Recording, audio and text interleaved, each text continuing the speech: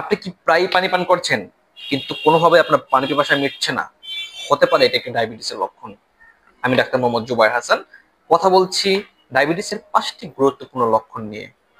Number 1, অতিরিক্ত পানি পিপাসা এবং ঘন ঘন প্রস্রাব হওয়া।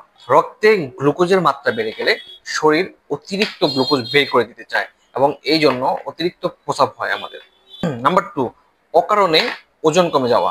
শরীরে ইনসুলিনের মাত্রা কমে গেলে শরীর শক্তি ঠিক মতো নিতে পারে না, এই জন্য আমাদের অতিরিক্ত ওজন কমে যায় বা কোনো কারণ ছাড়াই ওজন কমে যাচ্ছে।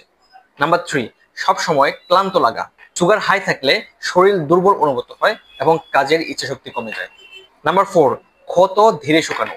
ডায়াবেটিসের কারণে আমাদের রক্ত চলাচল বা রক্ত সঞ্চালন কমে যায়, এই জন্য আমাদের অল্প বা ছোট ছোট কাটা বা ছোট ছোট ঘা শুকাতে অনেক বেশি সময় নিয়ে থাকে। নাম্বার 5, চোখে ঝাপসা দেখা।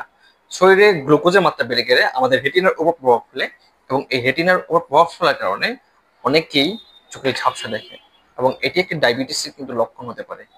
যদি আপনার এই 5টি লক্ষণের কোনো একটি আপনার মাঝে প্রকাশ পেয়ে থাকে তাহলে অবশ্যই ডায়াবেটিস পরীক্ষা করান।